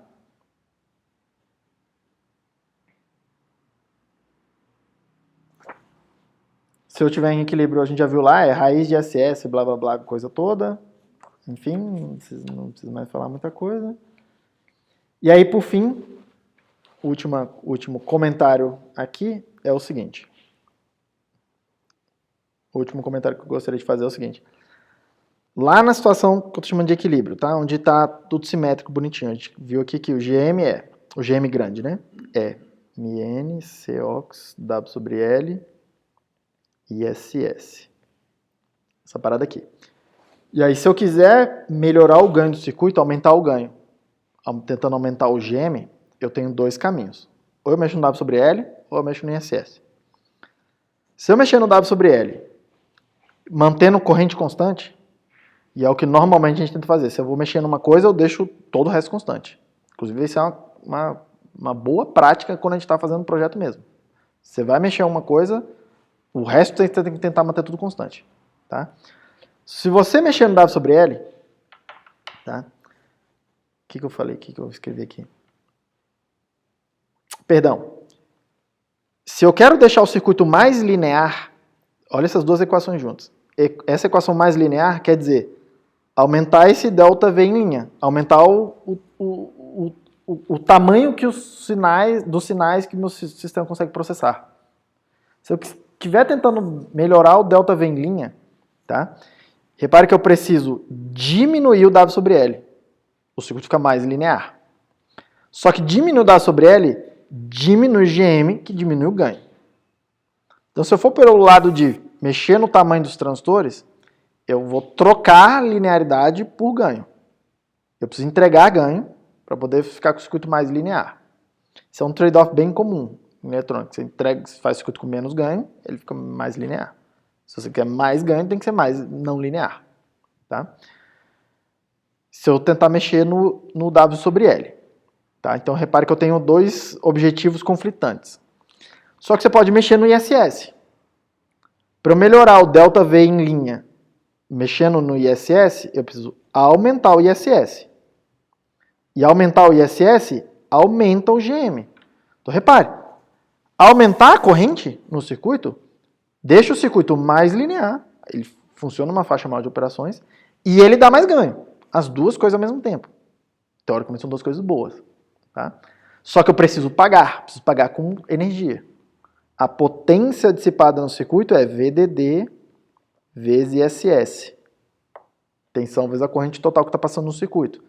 Se eu aumentar o ISS, aumenta o quanto de energia eu estou consumindo lá no circuito. Preciso entregar alguma coisa. E eletrônico não tem almoço grátis. Tá? Se eu quiser fazer o circuito mais linear e tiver espaço, né, um orçamento de potência, a gente aumenta a corrente. Só que normalmente a gente já tem que trabalhar no máximo de corrente, por conta desse motivo, o máximo de corrente logo de cara. Eu falo assim, já uma pergunta comum na especificação, quanto que é o máximo de potência que eu posso dissipar nessa parte do circuito? Sei lá, 1 microwatt. Aí se eu sei quanto que é o meu VDD, isso já me dá a corrente que eu vou usar. E aí a gente já vai lá e bota o circuito com a corrente máxima. Acabou. Por quê? Porque já é a melhor situação de todas. Tá? Então perceba que normalmente eu não tenho essa opção de aumentar a corrente, tá? Que a gente já meio que começa o projeto com a corrente máxima. Diga. A gente, nesse caso, a gente já está desconsiderando que tem ruído no circuito. A gente já fez aquela... A gente já assumiu que o vem, ele é muito menor do que ele tem que da raiz. Isso ainda é válido. Não entendi a pergunta. É porque eu estou pensando assim, quando a gente aumenta o dano sobre ele e isso diminui o ganho. Se você tiver qualquer ruído no bem, ele não seria, tipo, quase como se você aumentar a corrente. Você estaria gastando também potência para aumentar o ruído. É porque normalmente a gente não pensa no ruído como no budget de potência. Normalmente o ruído pra gente é meio que um efeito colateral, que vai estar lá e meio que, vamos chamar assim, não tem muito o que a gente fazer mexendo nos parâmetros do circuito. Normalmente a gente vai mexer na arquitetura, na topologia, fazer alguma outra coisa. Fazer alguma topologia que tenha mais imunidade ao ruído, alguma coisa do tipo. Normalmente a gente vai por essa linha. A gente não pensa no ruído como budget de potência. O orçamento de potência, ele na verdade tem a ver com o ponto de operação, com as correntes DC, com as tensões DC, do que com o sinal. Tá? Até porque, pensa só, eu estou aqui com o meu circuito, né? Na hora que ele está parado que eu digo assim, o sinal está igual a zero, eu estou com V em 1 igual V em 2, né? Aí meu sinal está parado, que é a situação de equilíbrio. Nessa situação eu tenho ISS sobre 2 para cá e ISS sobre 2 para cá. Aí quanto que dá a potência? Dá VDD vezes IS sobre 2 mais VDD vezes ISS sobre 2, que é do lado de cá. Tudo bem? Quando entrar o sinal, o que está acontecendo? Esse cara aqui aumentou, essa corrente aqui aumentou de um delta. Esse cara diminuiu, essa corrente aqui diminuiu de um delta. Aí do lado esquerdo, a potência instantânea aumentou, porque a corrente aumentou. Só que do lado direito, a potência instantânea diminui da mesma quantidade. Então percebe que a potência meio que fica constante? Tá? Por isso que a potência tem muito mais a ver com o ponto de operação que você escolhe do circuito. Aqui é muito nítido isso. Na hora que a gente está com um transistor só, um amplificador a um transistor, isso aqui, por exemplo. Na hora que o sinal está parado, eu estou com, sei lá, um V0 aqui, tá? Eu estou com uma corrente ID do lado de cá. Aí quanto que é a potência? VDD vezes ID. Aí repare, quando meu sinal aumenta de um delta, essa corrente, a corrente, tá? Aumenta de GM vezes aquele delta. E aí quanto que é a potência instantânea aqui no circuito? VDD vezes essa coisa aí, aumentou a potência instantânea. Só que a gente meio que pensa no sinal como uma coisa que tem média zero. Ele não tem uma preferência de ficar nem mais para cima nem mais para baixo, tá? Então, entre aspas, assim, metade do tempo, na média, ele fica nessa condição e metade do tempo ele fica com menos delta. E com menos delta, quanto que é? ID menos GM delta. Aí a potência diminuiu, instantânea. Só que se eu calcular na média, se ficar metade do tempo numa situação e metade do tempo na outra, você concorda comigo que a potência média é VDD vezes D. Tá vendo? Por isso que a gente não considera o sinal no balanço de potência. Tudo bem? Porque apesar dele estar lá mexendo na potência instantânea, na média, que é o que interessa para o consumo de energia, é zero. O sinal meio que, entre aspas, não consome energia. Percebe? É meio estranho falar isso, tá? Tipo, mas é meio que por causa disso. Tá? No circuito diferencial aqui é muito óbvio, porque o tanto que eu jogo para um lado eu diminuo do outro. Então a potência instantânea está sempre meio que zero. Assim. Não é perfeito, tá? Mas a potência instantânea está sempre zero. Então é meio óbvio assim, de ver que, entre aspas, o sinal não gasta energia. É até uma coisa meio difícil de mensurar esse negócio de quanto de energia tem lá no sinal. Tipo, a gente não fala muito sobre isso. Tá? E tem alguns sistemas que isso interessa pra gente. Por exemplo, a gente quer saber, por exemplo, um ganho, uma eficiência do sistema. Eficiência eu preciso meio que saber quanto que está entrando de energia, quanto que está saindo de energia, quanto que eu estou gastando para produzir alguma informação, né? Aí a gente precisa tentar mensurar o quanto tem de energia no sinal, tanto na entrada quanto na saída. Tá? Algum tipo de eficiência de conversão, alguma coisa assim. Tudo bem? Mas já é um tópico que não me interessa muito. Normalmente isso aí para sistema de comunicação não interessa mais essas eficiências e tal, ou sistemas que a gente chama de conversão DC-DC, né? Sistemas chaveados. Mas aí o que é a eficiência lá? Aí começa a ser um pouco mais óbvio, que é quanto de energia que eu estou botando na entrada? Sei lá, 1 watt. Quanto que eu quero ter na saída? Se na saída eu não consigo extrair 1 watt do sistema, tá? Eu gostaria que tudo que entrasse conseguisse sair, só mudasse a tensão. Se eu não consigo extrair 1 watt, aí a diferença de potência que eu estou botando para dentro e o que eu consigo tirar na saída vai me dar uma eficiência. Só que aí não tem exatamente um sinal para processar. Tá vendo? Eu só estou querendo mudar a tensão de um lado para o outro, mas manter a potência. Aí é meio óbvio, não tem um sinal. Quando tem um sinal, começa a ficar um negócio um pouco mais, normalmente um pouco mais complicado de a gente falar de eficiências, assim. Tá? E normalmente é mais no contexto de telecomunicações que isso importa mais. Quanto de sinal que está entrando e quanto de sinal está saindo e quanto que eu estou pagando de energia total para fazer esse aumento ou diminuição. Nesse sentido mesmo, você está pensando em a gente fala muito da potência do sinal de saída. Uhum. Aí eu pensei nisso. Mas você meio que pegou aqui, né? Tipo, porque no final, aqui no nosso contexto aqui ainda, toda vez que eu falar em potência, eu estou pensando meio que assim, quanta energia que o meu circuito precisa para fazer a função dele. E meio que pronto. E só que eu desconsidero quanto de energia está transitando pelos sinais, assim. Tá? Basicamente isso. Não que isso não seja relevante, essa discussão, mas assim, acaba sendo um contexto mais específico se perguntar quanto que as potências do sinal de entrada, sinal de saída e começar a relacionar eles. Tá? Contextos normalmente mais específicos e normalmente nesse contexto de telecomunicações. Pelo menos assim, do que eu conheço. Do que eu já vi essa discussão acontecendo. Tudo bem, gente? Então, para fechar aqui, só para dizer assim, nós não precisamos decorar nada dessa tralharada toda, tá? Assim, fiz essa coisa toda, meio que para chegar na observação, na conclusão, que é a melhor coisa que você pode fazer com esse circuito aqui é o sinal de entrada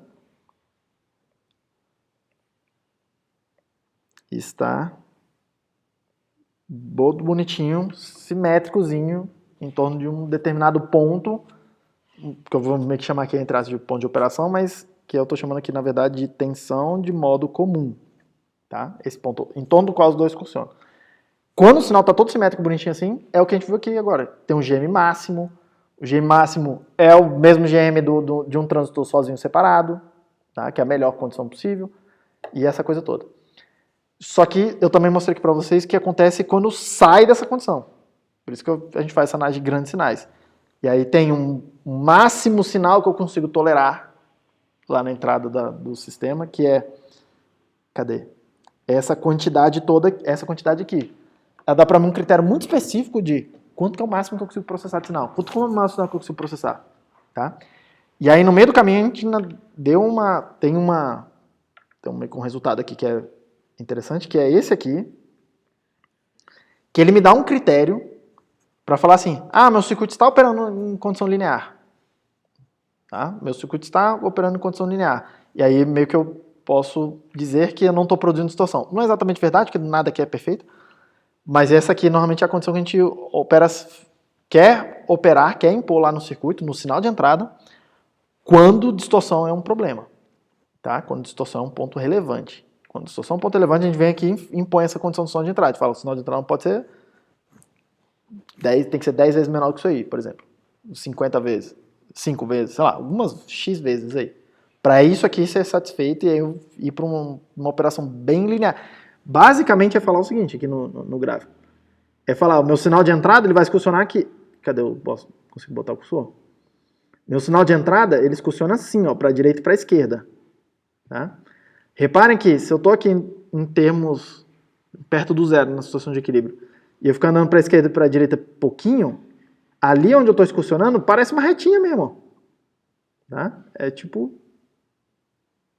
É meio que uma reta. Só que se o sinal começar a ficar muito grande, ele começa, repare que do lado de cá, ó, começa a distorcer o sinal. Eu estou mexendo e eu não consigo mais subir e descer na mesma proporção que aqui no meio. Tudo bem? E aí vai começando a gerar distorção. Isso aí, essa condição aqui está explicando para mim limites onde bem definidos, né? Onde eu estou meio que garantindo que eu estou nessa parte aqui do gráfico, ou daquela equação ali, do comportamento do circuito, onde eu estou bem próximo de uma reta mesmo. E aí quer dizer que o comportamento está bastante linear. Tá? Então são essas 3, vamos chamar assim, observações dessa coisarada toda. Tudo bem? Mas repare que tudo isso aqui que eu fiz, apesar de parecer mais complicado, tá?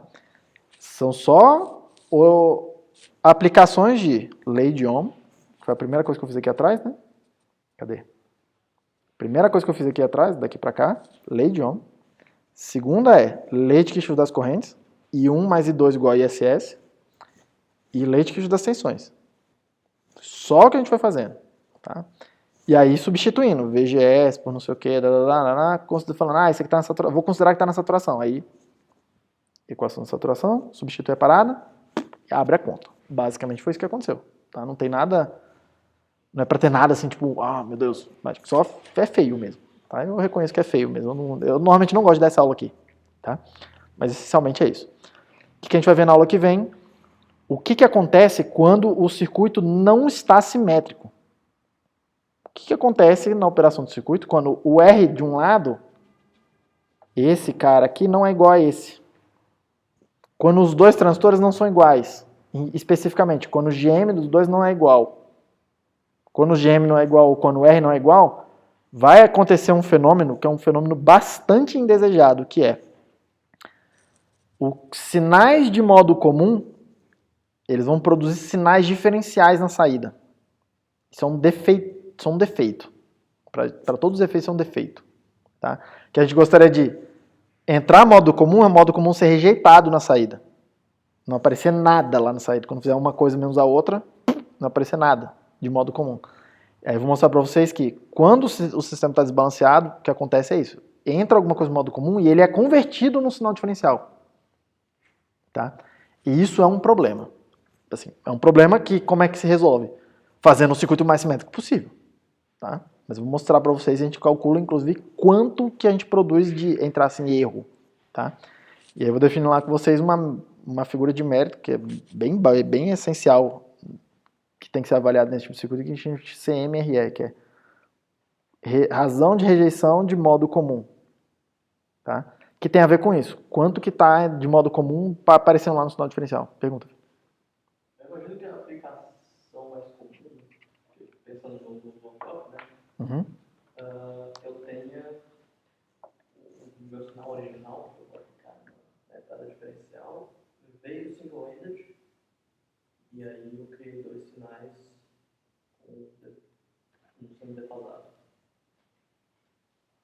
Certo? que eu não vou entrar justamente com dois sinais diferentes. Sei lá, você está falando para mim que vai para entrar um e um aqui, alguma coisa assim, você vai produzir um diferencial. Não, ao contrário, a entrada. Porque quando eu uso um opt-out, Ah, eu tenho o bem que eu quero e no outro eu boto o feedback. normalmente você faz alguma coisa assim mesmo. Uma entrada é positiva e outra entrada é inversora. Por exemplo, uma situação assim. Sim, porque o meu sinal diferencial tem que ter o VI1 tem que ter 180 do VI2. Isso. Isso. Então, na construção do opt-out, eu teria um amplificador inversor de VI1 no VI2. Não. Eu estou tentando construir um opt-out aqui a partir do que eu Aquilo ali já é um amp-op. Sim, Aquilo que está ali, daquele jeito que está ali, já é um amp-op. mas a entrada está assumindo que o sinal está invertido. E de certa forma, sim. Mas lembra que aqui quando. Vamos por partes. Sim, isso é verdade. Estou assumindo que o sinal está naquela condição do diferencial. Isso, mas vamos por partes aqui o negócio. Na hora que você faz lá o amp-op e faz a realimentação, ou pelo menos todo aquele circuito que a gente viu em eletrônica 1, tá?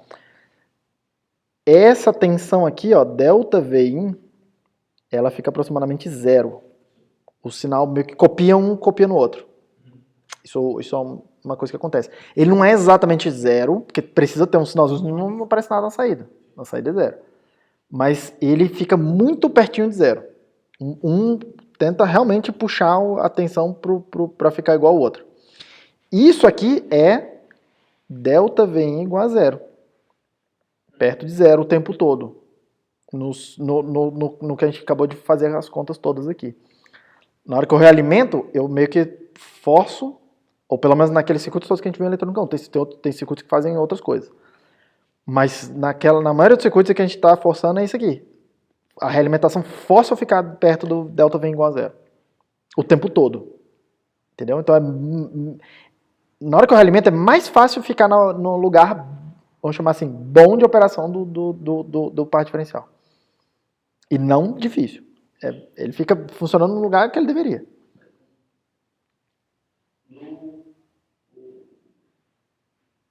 O meu sinal aí no opt-out, no D25, ele é 5 Ed. Ele é 5 Ed, mas repara que se ele tá mexendo grandão aqui, do lado de cá também ele tá mexendo grandão, né? Sim. Então eu tô fazendo algo que vai colocar o 5 Ed de novo, o sinal original que está dentro do V1, com fase invertida no V-. Isso aí. Então, basicamente, estou perguntando de onde que vem a inversão de fase que eu estou colocando no V2. De onde que vem a inversão de fase? A gente vai ver isso sem ser na semana que vem na outra, que é o seguinte. Basicamente, o que você está me perguntando eu acho que você está tentando olhar e falar assim, cara, tipo assim, a sua saída é diferencial até agora que a gente está estudando, né? Como é que eu faço para ter uma saída single-ended? Não. Não? Não, o que eu quero é que a todo momento a gente está assumindo que V2 está 180 de V1. Isso. Como que eu estou pegando essa debate que eu a princípio estou imaginando que o sinal é o mesmo. Ele quer saber de onde vem essa inversão de Eu quero saber fase. se está vendo a inversão de fase. O circuito inversor de fase. Eu não estou muito entendendo essa pergunta. Deixa eu parar a gravação aqui, mas a gente pode continuar.